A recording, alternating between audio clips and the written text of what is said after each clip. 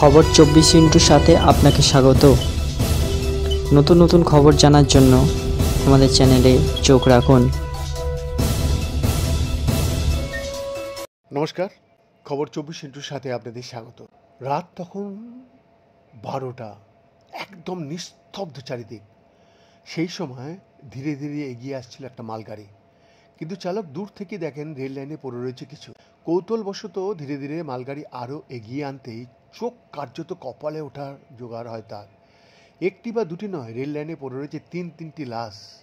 কিভাবে এলো, কোথা থেকে এলো, এ নিয়ে চাপানোতর বাড়ল কমেই। এরপর খবর দেওয়া হয় পুরুলিয়া জিআরপিতে। চাঞ্চল্যকর ঘটনাটি ঘটেছে দক্ষিণ পূর্ব রেলের মুড়িচান্ডিল শাখার সুইসা রেল স্টেশন সংলগ্ন এলাকায়। সেখানে রেল লাইনের মধ্যে স্থায়িত অবস্থায় 3টি মৃতদেহ উদ্ধার করে জিআরপি। ঘটনার জেরে ব্যাপক চাঞ্চল্য ছড়িয়েছে এলাকায়। জিআরপি ও স্থানীয় সূত্রে জানা গিয়েছে, ভোর রাতেই খবর পেয়ে দেহ 3টি উদ্ধার করে পুরুলিয়া জিআরপি।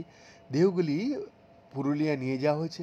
দেহগুলির শনাক্তকরণ না হলেও মৃতদেহ 3টির মধ্যে একজন প্রাপ্ত বয়সী মহিলা ও 2টি নাবালিকা রয়েছে।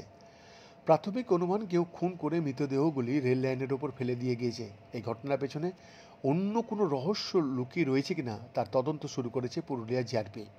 জানা গিয়েছে, রবিবার রাত্রির 12টার সময় চান্ডিল মুড়ি বিভাগের সুইসা স্টেশনের অদূরে একটি মালগাড়ির চালক দেখতে পান রেল লাইনের ওপর কিছু পড়ে রয়েছে। দেখা যায় 3টি দেহ ফেলে রাখা হয়েছে রেল লাইনের ওপর। বিষয়টি সুইসা স্টেশনে খবর দেন তিনি। সেখান থেকেই পুরুলিয়া জিআরপিকে গোটা বিষয়টি জানিয়ে মেসেজ করা। তারপরেই জিআরপি ঘটনাস্থলে গিয়ে রাতেই দেহগুলি উদ্ধার করে নিয়ে আসে। স্থানীয় বাসিন্দা দীপক কুড়ি বলছেন, রেল লাইন থেকে 3টি দেহ উদ্ধার হয়েছে বলে শোনা যাচ্ছে। এটা খুবই খারাপ কাজ। যেহেতু ঝাড়খণ্ড লাগোয়া এলাকা, তাই চাইছি পুলিশ যেন একটু বেশি নজর রাখে। এসআরপি খড়গপুর বিভাগ দেবশ্রী সান্যাল বলেন, অস্বাভাবিক মৃত্যু মামলা রুজু হয়েছে। ময়নাতদন্ত হলেই বোঝা যাবে কেন মৃত্যু হয়েছে ওই 3 জনের। বৈদ্যনাথ দাসের রিপোর্ট, খবর 24/7।